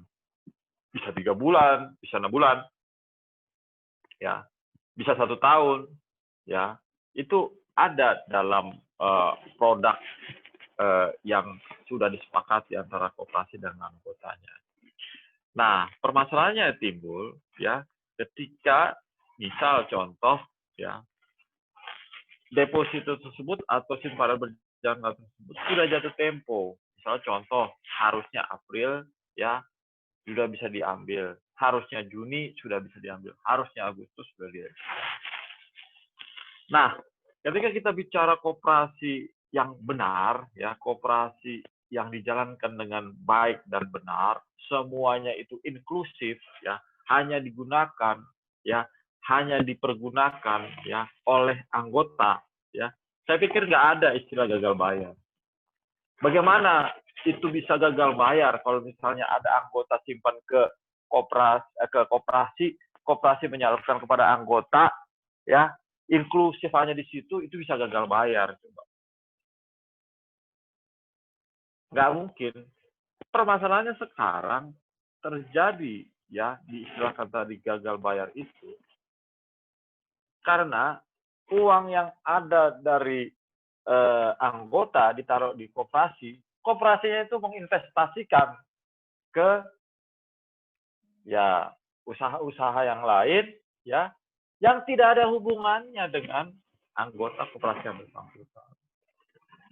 Nah, ini memang jadi PR kita, jadi kementerian untuk bisa mendetek sebenarnya permasalahan-permasalahan seperti ini.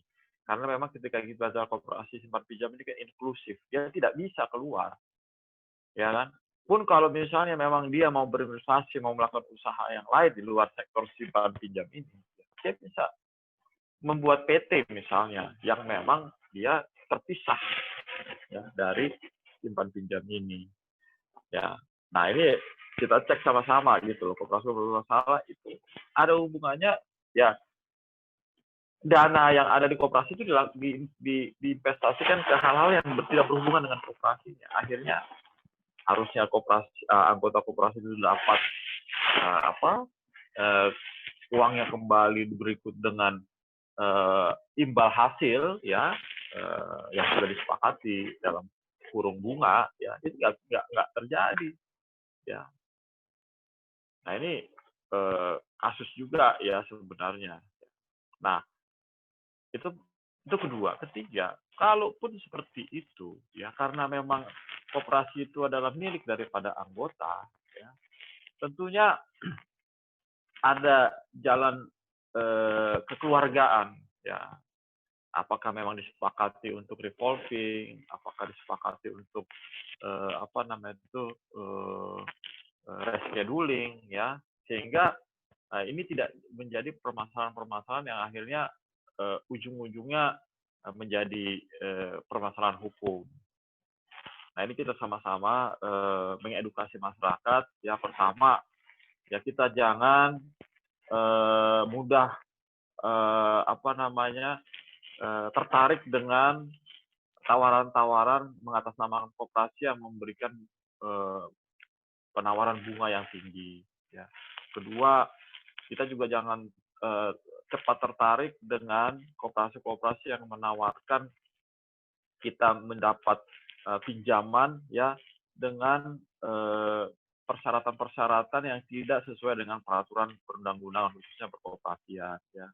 Ketiga, kita juga harus cek performance daripada koperasi yang bersangkutan. Ya, keempat, juga kita bisa melihat sampai sejauh mana sih investasi ataupun usaha-usaha yang dilakukan oleh koperasi yang bersangkutan dan bisa ditanyakan ke Kementerian Koperasi apakah memang koperasi yang ditawarkan itu memenuhi persyaratan-persyaratan sudah ditentukan oleh aturan karena memang pengawasan koperasi ini kan memang masih di kita di kementerian ya khususnya deputi pengawasan ya, tidak ke OJK ya.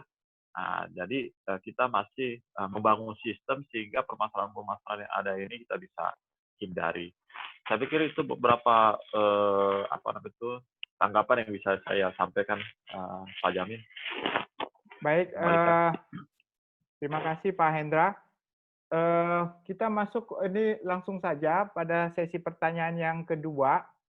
Ini ditujukan kepada Pak Roni ya. Pertanyaannya tadi sebenarnya sama saja dengan lain. Dia tanya ke koperasi apakah bisa pakai OJK atau tidak. Tapi dia bertanyanya, apakah Bapak juga setuju ataukah bagaimana tanggapan Pak Roni terkait dengan perusahaan asuransi? Kalau dalam ketentuan undang-undang kan asuransi permohonan PKPU dan pilot harus OJK.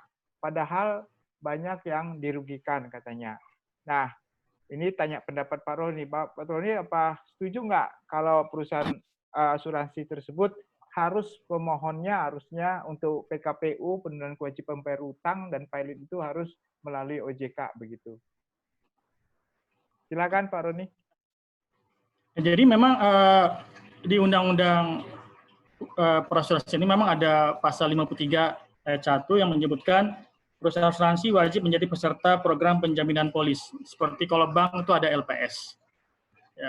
Nah, sayangnya saya katakan tadi bahwa sampai sekarang lembaga ini belum ada. Padahal ini undang-undang mengatakan 3 tahun setelah undang-undang ini ada, harus ada ya, tadi. Nah, sebenarnya kalau sudah ada lembaga penjamin polis, itu kerugian-kerugian konsumen itu sudah bisa selesai sebenarnya tadi kan. Tapi sayangnya karena ini belum ada, ya itu menjadi menggantung kembali. Nah, memang kalau kita baca di Undang-Undang Perasuransian, memang hal pilot perusahaan asuransi itu diserahkan ke OJK. Nah, cuman menjadi masalah juga adalah bagaimana sikap OJK dia sebagai permohonan ke OJK, karena OJK juga dulu mengizinkan perusahaan asuransi, dia mengawasi, tiba-tiba dia juga sebagai pihak yang bisa sebagai pihak yang untuk memalitkan tadi. Nah, sehingga tadi masih ada abu-abunya itu tadi, ya.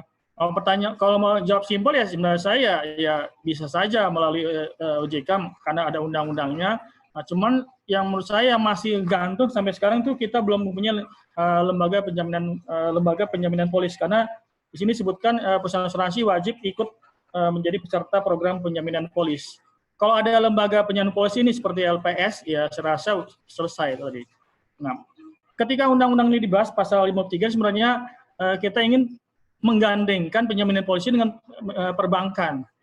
Tapi saya tidak tahu karena dibaca panjang akhirnya LPS hanya perbankan, LPP ini sampai sekarang belum ada. Pokoknya akan diatur undang-undang 3 tahun setelah undang-undang yang tadi. Nah, sehingga menurut saya memang kalau jalan terakhirnya harus pilot ya secara normatif ya di OJK tadi. Nah, cuman saya juga belum yakin karena sampai sekarang ini belum pernah terjadi itu tadi. Demikian Pak Moderator. Ya, baik Pak Roni. Nah, dalam pengalaman beracara, ada saat ini saya lihat itu di Pengadilan Niaga pengajuan permohonan pilot terhadap PKPU terhadap perusahaan asuransi diajukan oleh orang perorangan nasabah pemegang polis. Nah, itu juga saya juga bingung apakah nanti berani nggak ini hakim memutuskan pengajuan permohonan PKPU itu, tapi diterima harusnya dalam proses dismissal proses harusnya kan sudah dinyatakan ya nggak administratif aja sudah tidak terpenuhi, tapi diterima dan dicantumkan bahwa mereka punya kewenangan untuk memeriksa. Jadi ya kalau berdasarkan pendapat dari Pak Roni ya saya memang tadi dikatakan harus permohonan PKPU pilotnya harus lembaga keuangan ya harus OJK. Cuma tadi beda Pak Roni memang sudah menyampaikan kalau perbankan dia ada LPS menjamin. Jadi wajar saja OJK. Tapi kalau asuransi tadi Pak Roni juga sudah sampaikan kelihatannya kenapa nggak dipublish ya Pak Roni ya, itu juga menjadi pertanyaan besar padahal dana nasabah asuransi itu ternyata dijamin ya Pak Roni ya, begitu ya Pak Roni ya. Jadi memang ada kewajiban untuk menjamin, tapi kan lembaganya belum ada Pak masalahnya. Tadi karena negara dalam hal ini DPR pemerintah belum membuat RUU, bahkan di prolegnas pun belum ada ya tadi. Nah itu saya sayangkan. Kalau memang sudah ada LPS itu perbankan, mungkin ada LPP untuk asuransi, ya saya rasa sih nggak perlu sampai demikian gitu tadi. Ya. Tapi menurut saya yang perlu juga kita pertimbangkan itu tadi bahwa ada dana jaminan dan kekayaan pisahkan itu pada level sengketa, Pak Jamin. Ya, ini itu belum banyak yang tahu itu tadi. Jadi saya tidak tahu apa ketidaktahuan konsumen ataupun ketidaktahuan kurang sosialisasi. Karena waktu saya sosialisasi ini saya udah capek-capek tapi nggak menganggap penting sampai ketika itu. Tapi ketika udah ada kasus ini, bagi ketika Pak Jamin saya minggu lalu, saya jadi kepikiran bahwa dana jaminan ini penting itu tadi, ya. Dan itu diamanatkan dalam undang-undang dan asuransi itu ada uangnya masalahnya. Nah terus kemana dana jaminannya gitu loh, ya kan? Terus ada juga kayak dipisahkan gitu. Jadi kalau ada dana jaminan dan kayak dipisahkan itu sebenarnya level sengketa itu bisa selesai dan tidak perlu kasus gagal bayar. Itu tadi. Nah seharusnya tadi bahwa konsumen bisa menuntut asuransi untuk mengeluarkan dana jaminan proses asuransi untuk menutup kerugiannya. Atau dari kekayaan dipisahkan ada tuh Pak Jamin, ada dua norma hukum itu ada tapi nggak pernah disinggung-singgung itu tadi. Tuh. Ya, jadi nggak perlu sampai level pilot gitu menurut saya. Oke, berarti kalau ada nasabah yang pemegang polis sudah jatuh tempo polisnya tidak dibayar, ya atau tidak dicairkan, maka itu dijamin sudah ada penjaminan, tapi nilainya tidak tahu yang sesuai dengan aturan. Cuma cara untuk memintakannya itu apakah langsung ke OJK atau melalui gugatan ke pengadilan atau bagaimana kira-kira Pak Roni? Yang jelas pertama tidak semua masyarakat tahu ada dana jaminan ini tujuannya adalah untuk menutup kerugian konsumen. Dan ada juga kekayaan dipisahkan itu tadi. Itu amat undang-undang tuh. Ya. Nah, praktis sampai sekarang itu belum ada. Ya mau kita coba itu tadi kita minta OJK supaya perusahaan asuransi X untuk mencairkan dana jaminannya ataupun mencairkan dana kekayaan dipisahkan karena dua sumber ini tujuannya adalah untuk menutup kerugian. Itu tadi. Jadi nggak perlu ada gagal bayarnya. Jadi di situ sudah selesai sebenarnya masalahnya. Nah, cuma masalahnya adalah apakah perusahaan asuransi ataupun apakah masyarakat tahu ada dana jaminan yang diwajibkan undang-undang. Dan itu harus ada tuh uangnya gitu tadi. Jadi OJK tidak akan memberikan izin kalau perusahaan asuransi X tidak mempunyai dana jaminan itu tadi ataupun dipisahkan itu tadi. Jadi dana jaminan itu di awal. Ketika dipisahkan nanti ketika berjalan ada persentase misalnya berapa persen yang harus dimasukkan sebagai dipisahkan. Nah tujuannya dua sumber itu tadi adalah supaya tidak ada proses gagal bayar itu tadi. Nah sayangnya itu sampai sekarang ini nggak pernah ada disinggung, saya nggak pernah baca di media itu tadi. Tuh. Nah kalau ini ada ataupun masyarakat tahu, ya kita bisa minta ke OJK. Pak OJK, saya minta dana jaminan asuransi X ini mencairkan untuk menutup kerugian saya itu tadi. Tuh. Kalau misalnya perusahaan asuransi tidak ada jaminannya, itu udah pidana karena disebutkan itu tadi ada pidananya, ada bisa pemalsuan dokumen, ada masuk di undang-undangnya sudah masuk itu tadi kan. Nah, menurut saya tadi bagaimana kita mensosialisasikan bahwa perusahaan asuransi punya kewajiban mencairkan uang itu dari dana jaminan atau dari kekayaan dipisahkan. Ya mungkin biasanya kekayaan dipisahkan itu kalau perusahaan asuransi sudah 5 tahun, nah baru bisa. Tapi kalau masih perusahaan asuransi baru, ya mungkin masih berapa. Tapi kalau kita melihat perusahaan asuransi kan ada 89, saya yakin pada umumnya dana jaminannya yang kekayaan dipisahkan itu sudah ratusan miliar itu tadi. Nah, cuman kemana uangnya masalahnya itu tadi. Kan masyarakat jadi korban masalahnya itu tadi. Ya. Baik Pak Roni, terima kasih atas pencerahannya. Jadi ada kepastian hukum terhadap uang nasabah yang ada di dana jaminan. Baik, berikutnya pertanyaan dari Ibu Siti Nurbaiti. Ini apakah anggota koperasi bisa langsung mengajukan PKPU atau kepailitan ke pengadilan niaga? Mengingat dalam Undang-Undang Kepailitan, nasabah bank atau nasabah asuransi harus mengajukan OJK. Mungkin pertanyaannya lebih khusus lagi ke Pak Hendra, apakah anggota koperasi ini mengajukan kepailitan bisa langsung ke pengadilan niaga atau harus melalui prosedur koperasi gitu, harus rapat anggota atau apa begitu ya? Mungkin bisa dijelaskan kepada pesertanya, Pak Hendra. Ya, baik. Terima kasih Bu Siti Nurbaiti. Ya, jadi memang ketika bicara kepailitan kan memang ada beberapa ada ada persyaratan ya, ada minimal 2 hutang ya yang sudah jatuh tempo dan tidak terbayarkan kan begitu. Nah ini beberapa koperasi memang sudah diajukan pilot oleh anggotanya sendiri kan begitu. Ya. Nah, contoh misalnya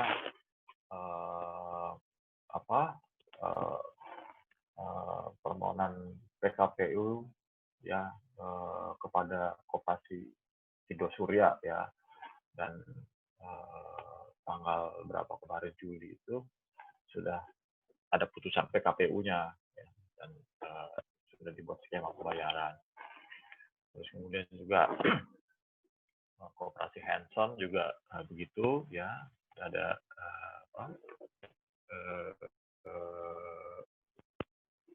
permohonan PKPU-nya.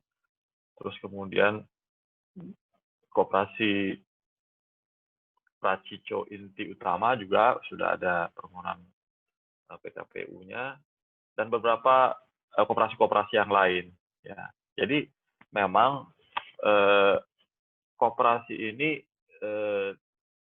tidak masuk kepada rejim lembaga keuangan yang diatur dalam Undang-Undang Kepailitan dan PKPU ya, Undang-Undang 37 ya kan. Memang di situ disebutkan bahwa lembaga keuangan itu untuk pengajuan kepailitan dan PKPU diajukan oleh OJK. Jadi tapi sekali lagi kami sampaikan bahwa itu bukan jalan yang terbaik ya ketika koperasi itu mengajukan PKPU. Kenapa? Karena justru yang mengajukan ini adalah anggotanya yang notabene adalah pemilik daripada koperasi yang bersangkutan. Ya, kalau misalnya kita kembali lagi ke awal tadi bahwa koperasi ini adalah milik daripada anggota ya, sifatnya kekeluargaan ya, tentunya ini semua bisa diselesaikan secara secara internal di koperasi yang bersangkutan. Dan kalaupun koperasi itu dijalankan dengan baik dan benar ya, tidak mungkin ada permasalahan-permasalahan koperasi ya yang akhirnya ujung-ujungnya adalah PKPU ataupun kepailitan. Dan ini juga banyak contoh ya koperasi yang memang sebelum masa pandemi itu terjadi penurunan usaha, masuk lagi masa pandemi ya, tapi akhirnya mereka bisa recovery. Kenapa? Karena memang rasa memiliki anggotanya kepada koperasinya itu besar ya, sehingga aktivitas daripada anggota kepada koperasinya itu bisa tetap berlanjut ya. Jadi kepentingannya itu tidak hanya kepentingan sesaat karena dia memasukkan uang karena berharap bunga yang tinggi ya. Nah ini tidak seperti itu. Jadi ketika interaksi antara anggota koperasi dan koperasi ini bisa berjalan dengan baik, tentunya permasalahan-permasalahan yang terjadi di koperasi itu tidak akan terjadi. Jadi kalau ditanya apakah bisa anggota koperasi itu mengajukan langsung, bisa. Ya ini sudah terjadi, tapi itu bukan langkah yang terbaik. Saya pikir itu, Pak Jamin. Ada satu lagi pertanyaan Pak Hendra sebelum terakhir ke Pak Hendra ini dari Agrian Permana. Jika tidak salah tadi disebutkan banyak KSP yang usahanya dialihkan bukan untuk anggota. Ditanyanya, lalu bagaimana pengawasan kementerian jika hal tersebut terjadi? Apakah memang karena pengawasan kementerian masih lemah? Jika iya, langkah apa yang akan dilakukan oleh kementerian? Silakan Pak Hendra, kebetulan ini dari kementerian dan juga yang pengarang buku ya, peraturan perundang-undangan. Silakan Pak Hendra. Iya, baik. Jadi dari awal memang kami sampaikan bahwa pengawasan yang dilakukan oleh Kementerian Koperasi kepada koperasi simpan pinjam ini memang tidak seperti pengawasan dilakukan oleh OJK kepada lembaga-lembaga keuangan seperti bank, ya, terus kemudian asuransi dan lembaga keuangan yang lainnya. Di mana OJK itu mempunyai ya tools yang luar biasa lah ya.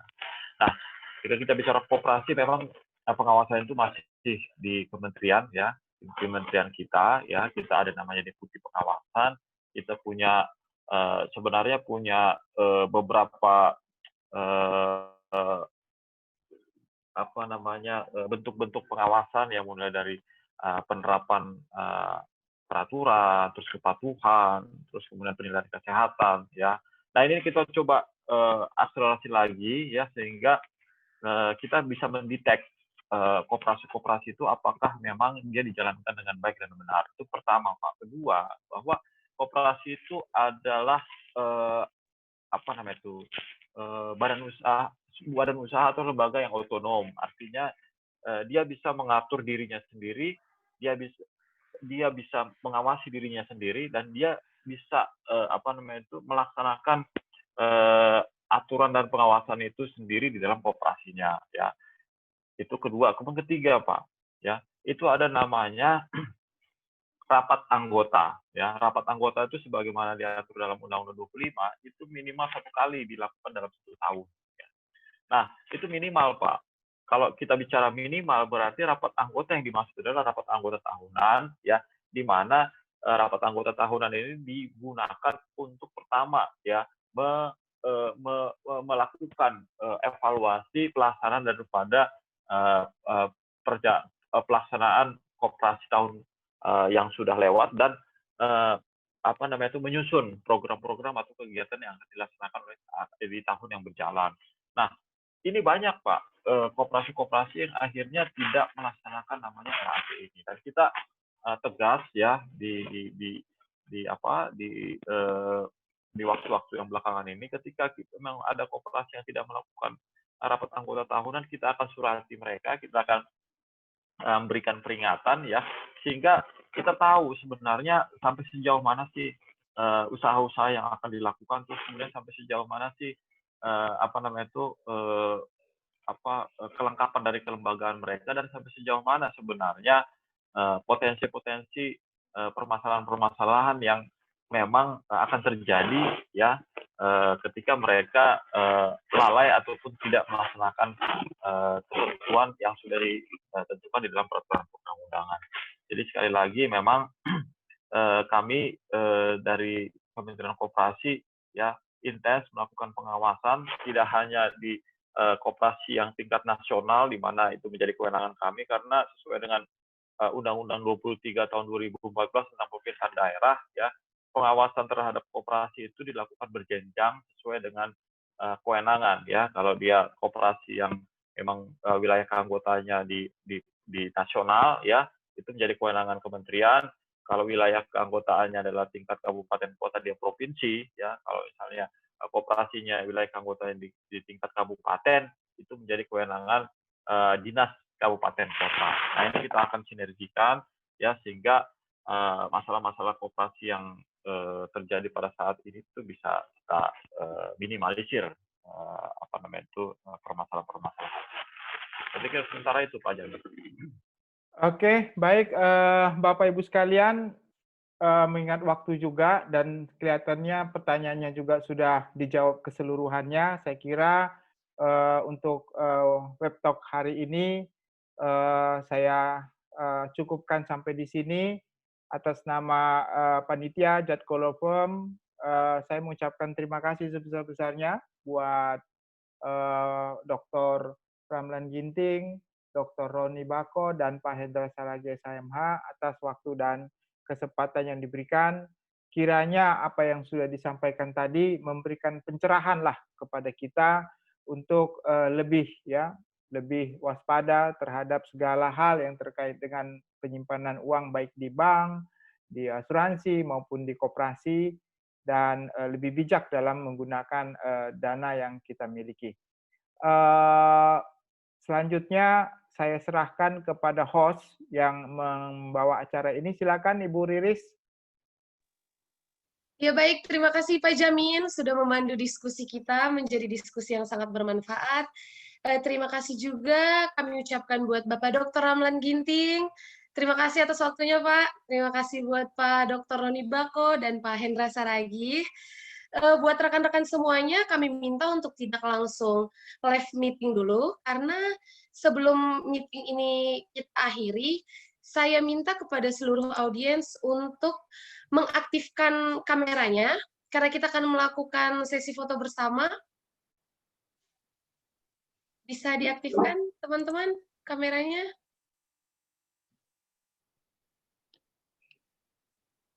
Kita tunggu sebentar ya, sampai beberapa teman-teman lagi sedang mengaktifkan kameranya.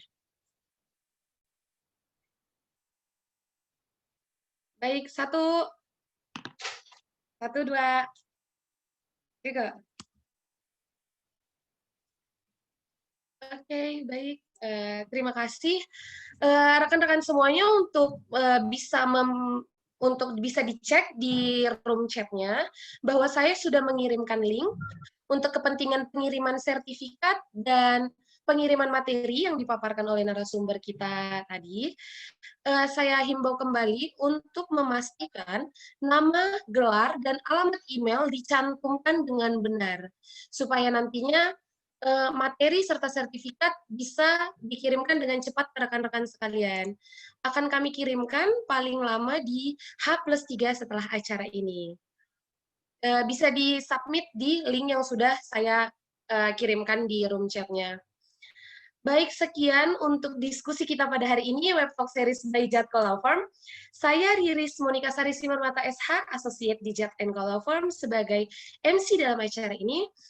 Pamit undur diri, mohon maaf apabila ada salah kata-kata.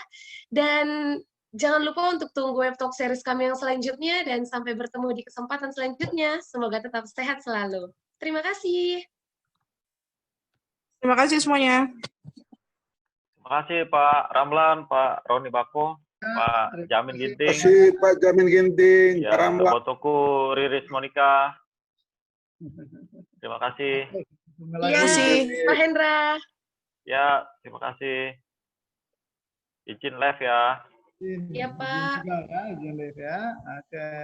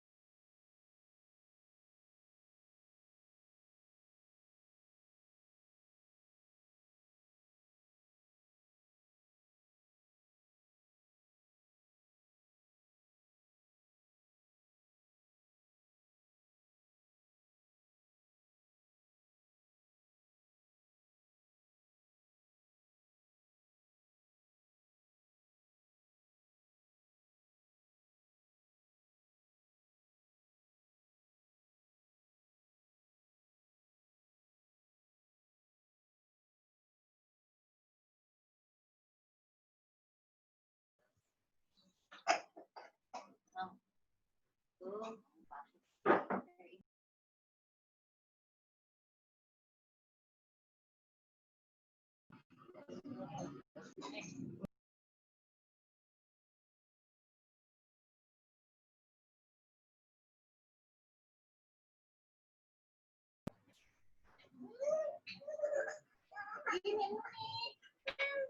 yang udah pedes mau disambelin.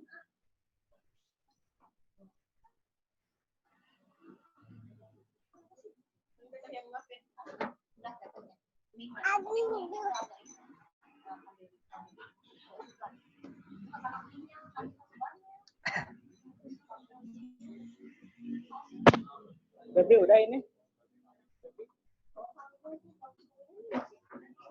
Mau yang pedes satu.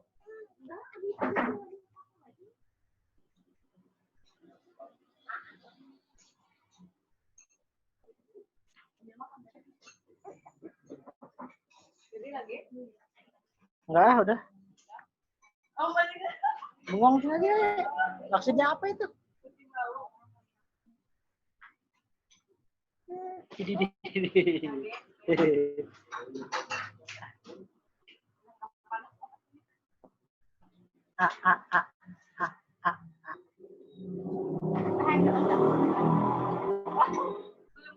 Belum masih ayak kan ya?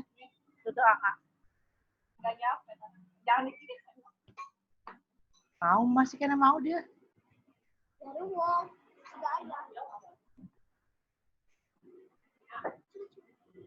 Kansa, jangan kansa.